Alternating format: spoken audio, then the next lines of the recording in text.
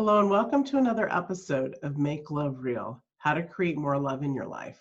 I'm Mia Saenz, and in this episode, you're going to get to meet Karen Stevenson, and she is going to share with us some amazing stuff that's going to make you blush, and this is going to be a fun episode. Welcome, Karen, to the show. Thank you so much for having me, Mia. It's great to have you. We had a little chit chat in the green room before this, and it was great fun. And what I want Karen to share is about how she became, because it's really very interesting, how she became a love and relationship coach. And then we have some sassy stuff to talk about. So I am a hairdresser, master stylist and master colorist, and I have owned my own hair salon for over 35 years. And in that 35 years, women, as you know, talk.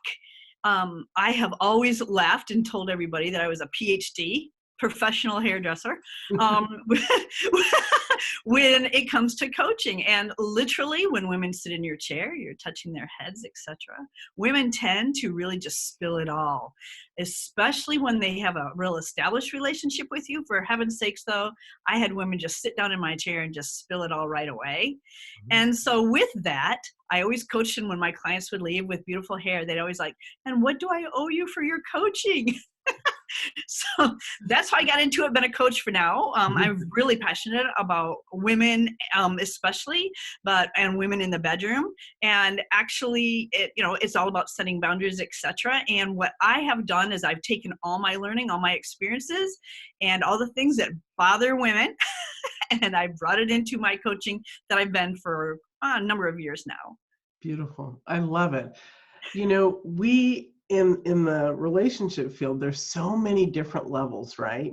And so there's the inner self work and the couples together work, but the bedroom work is so important because that's a place where a lot of women don't feel the sense of trust, right? In that space. So I'm glad we're going to talk about that. So today we're going to talk about boundaries in the bedroom.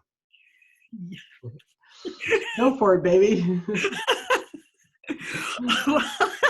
Love you. Okay, so which part are we going to talk about? Are we going to talk about positions? Are we going to talk about the women that are choosing to do things that they're not comfortable with? Are we going to talk about the man that's saying, if you don't, I'm going to go somewhere else? I mean, guide me where you'd like me to start. Let's not talk about positions because that is just too exciting for me. What I know that women, what I hear, and I don't hear it as often because I'm not sure why, but I do hear that women have a really hard time in the bedroom. Talk about what you're hearing men saying and how we can support these women so that they feel safer, so that they can communicate, and there's that sense of trust. So what men are saying, men sometimes are saying to their wife or their partner, you're frigid, or sometimes they're saying, I don't have sex enough. They're oftentimes like getting exhausted with why is it, that you have a headache or you're too tired, etc. And they're a little bit confused as to what's going on. And what happens is they could be getting more sex if they wanted. What's really happening is that the women have all these various layers of feeling that they don't trust them, because it could be anything from, how come you don't bring your paycheck home, your paycheck stub home? I don't even know where it is. And why do you hide that from me? She's wondering, what he's doing with the money. Where is it you go? And how come we're now $17,000 in debt with the credit card? What are you doing? And he hasn't been honest with her. 2, he flirts a little bit with the waitress and makes her feel like she's a lesser than, because he's nicer, kinder, and smiles more at the waitress than he does to her across the table when they go out on a date night. So there's many things. It's unfortunate to see how but women do, and I'm one of them, what we do is we start building walls like brick by brick. You know what I mean? It's like, Oh, he doesn't take the garbage out when I ask him, and I'm getting exhausted. Why is it that I want to get that deck rebuilt, and for some reason he's not taking the lead? And that puts me to either not get the deck rebuilt, or I'm going to have to take the lead, and I'm going to be the one that has to call in the contractor. Shouldn't that be his job? Mhm. So they've lost respect. They don't communicate. Um, That's a they're big not one. being, pardon? The communication, that's a big one. It's the gigantic one. Women, like a lot of my clients, um, are almost afraid to speak their truth. They are either against, they really don't feel comfortable with confrontation whatsoever. They were raised in a home or programmed somehow that they are supposed to be the weaker vessel, or that they are supposed to not speak their truth and be the nice girl. And so we end up having those women equally so, that have never been honest with their mate, especially in the bedroom, because either they're worried about the finances. Oh no, if we split up the finances, or they're worried about, he's going to go somewhere else if I don't do exactly what he wants. I mean, it's all over the place with what happens. It's a big web. Yeah. It's really, really sad because what it is the lack of communication, right? And also the inner work isn't being done. We're judging people, right? We're judging ourselves, we're judging our mate. When you said about the trash or something, it's funny because I was thinking, do I experience that? Do I experience that? Do I experience that? And I know that there had been times in my life before when I had. So, how do you, what we have is a huge ball of mess, right, with these Mhm. people. So, how do you work with these women on not being afraid of being touched? And it's a sense of they're not being heard because they're not receiving what they need and they don't know how to say it. All right. So that's a very individual thing, because it depends. Have you ever heard of the Enneagram? Mhm. Okay. So it depends on where they are. And we could do all kinds of personality tests, right? Right. But it depends on where they are and how comfortable they are with literally speaking up, or are they feeling that just plain saying, I really wish you would take the trash out at least on Wednesdays, is that already too bully for them? So Mhm. women have various levels of their style of communication. Yeah. So if it's somebody that's quite um, soft spoken, and they don't feel like they have a right to really speak up, and just saying something matter of factly seems too bold for them, I literally have to take them from that place to start being able to have more confidence, feel that they deserve to be treated a little bit better, and that they, I try to help them readjust their level of what's the difference between speaking up and at the same time not being the not nice girl. Do you know what I mean? All the way to the people that are quite confident in themselves, and they just absolutely did, for some reason, whether it be there's a reason why they're staying with their partner. It could be, again, finances, or we have children together, all those things. I mean, but they're very confident, and they feel they're confident in the business world. And those people, I mean, I can get them there a lot quicker if they can hear things a lot more honestly and direct from me. Does that make sense? Yes, it does. But Yes. in the end, it all comes down to authenticity. Yeah. My heart feels a little broken here for the women that are scared in the bedroom. It's supposed to be such a juicy, luscious space between partners. And to be able to even, we share a room with our mates and it's a beautiful place. And to have them not feel secure in that place is a painful situation. It really is. How do you support women through that? Because some men I know, my first marriage, we were very sexually active, and that lasted 27 years. And towards the end, I put my husband on a sex schedule because he wanted it every day.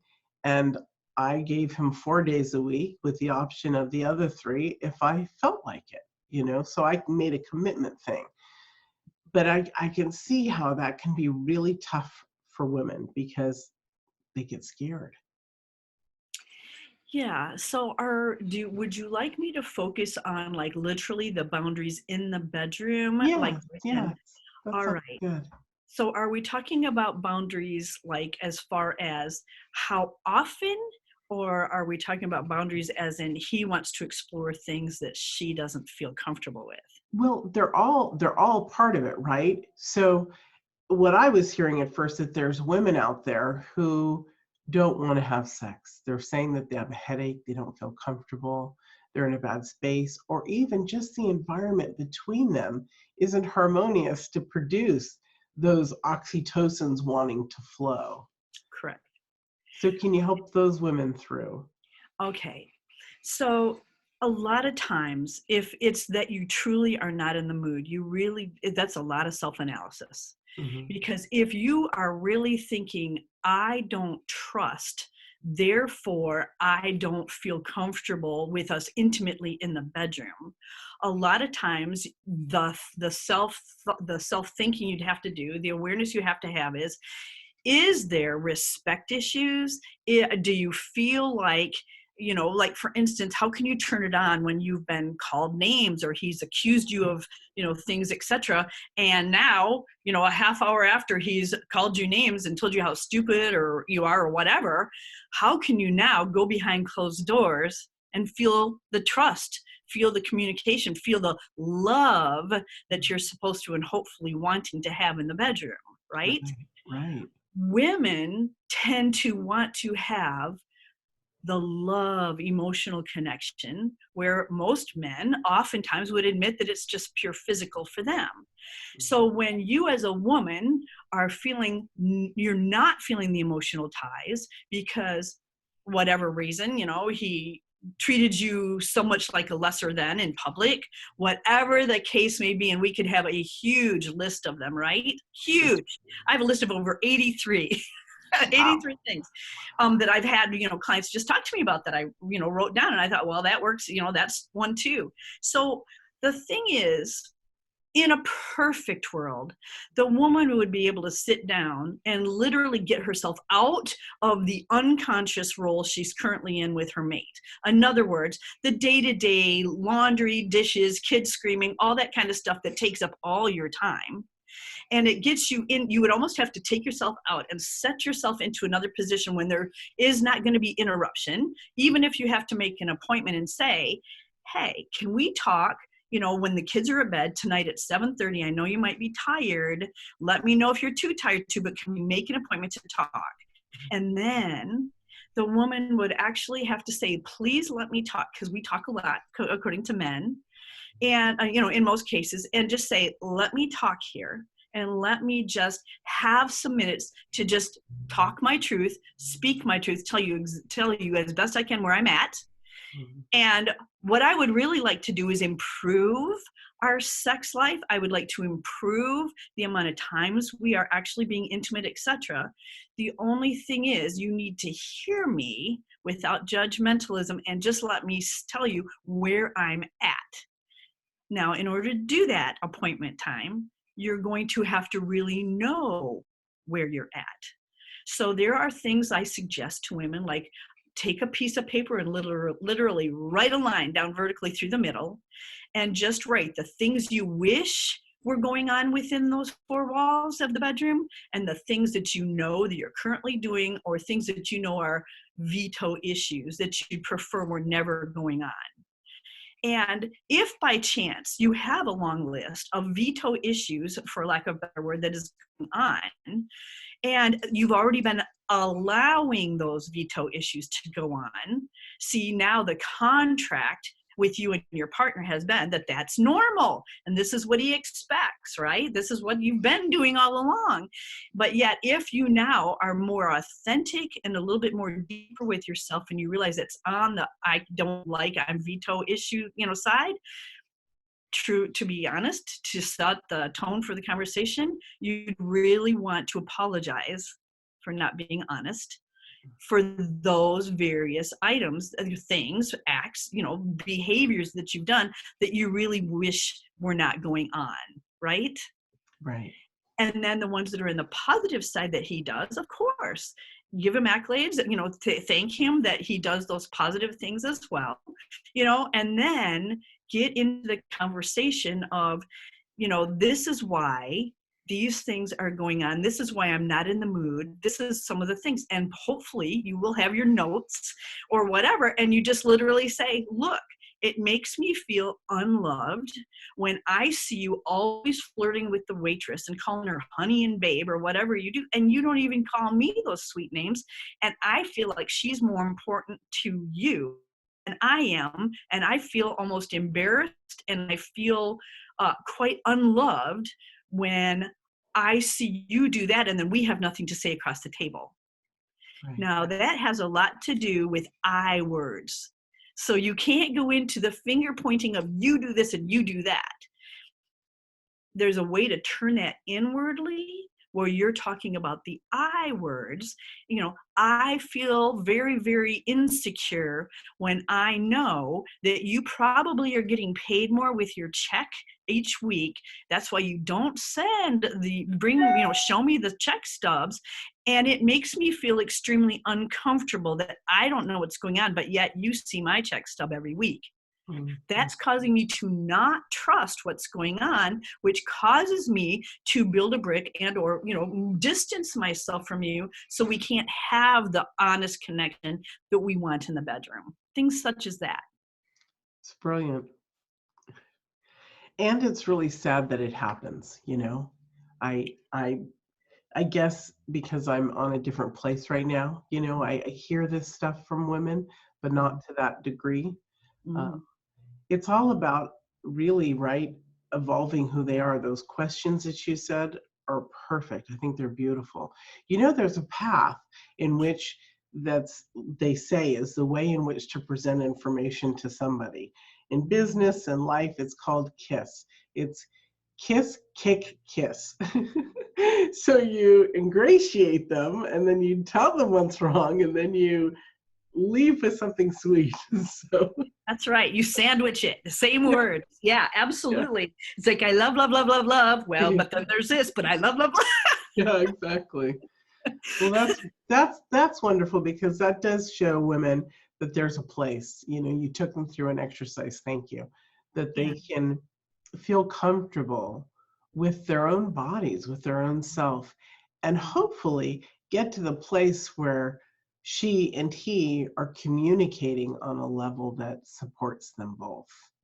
Yes, absolutely. And for the women that are literally in the bedroom doing things, because this is about boundaries, Mhm. or you're allowing, so underscore the word allow many times when you hear me, because when you allow things to go on that you are not comfortable with, and you're doing it because either A, maybe your self-esteem is not where it could be, or B, you're fearful that if you were to say that I don't really care for that or whatever, you're frightened that you Right. might lose him or he might go somewhere else. All of the reasons that you might have in your head.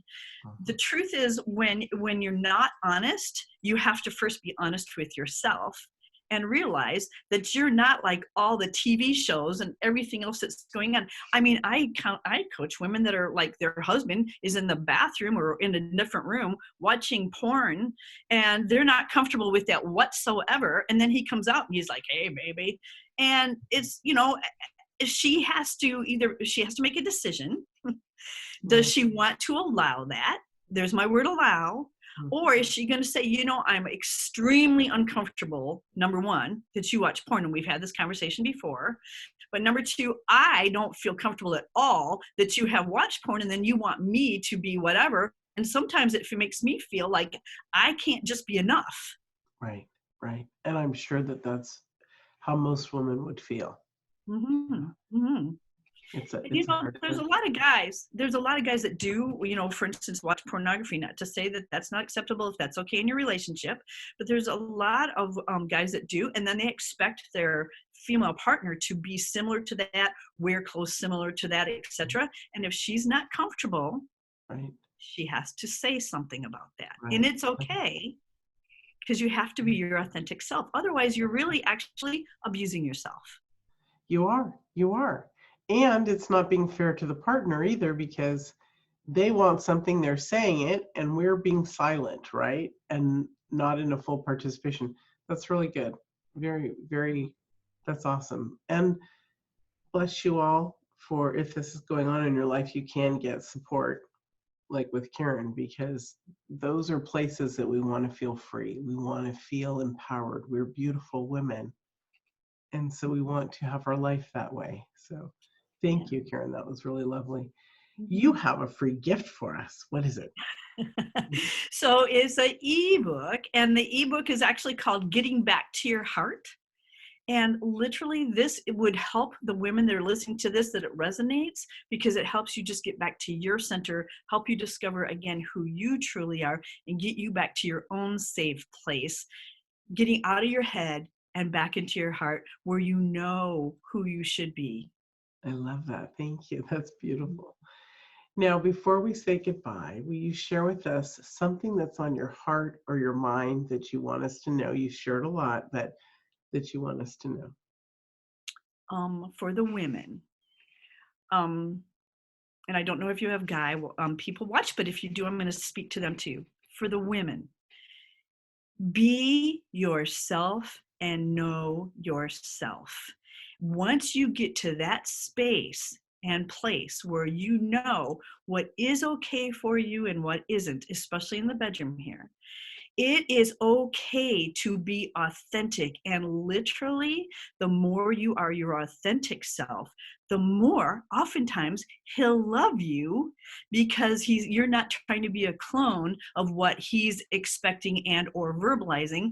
A lot of times men, once you start to clone or codependent yourself to that place, actually he starts losing respect for you. So that's just a heads up, right? And for the men that you want your woman or your partner to have more sex, please ask her, is there anything I'm doing or anything that's going on in the bedroom that this is a free space here for you to help me understand what's going on, so we could connect in the way that makes you feel happy. Beautiful. I love that. Thank you. Yeah, sure.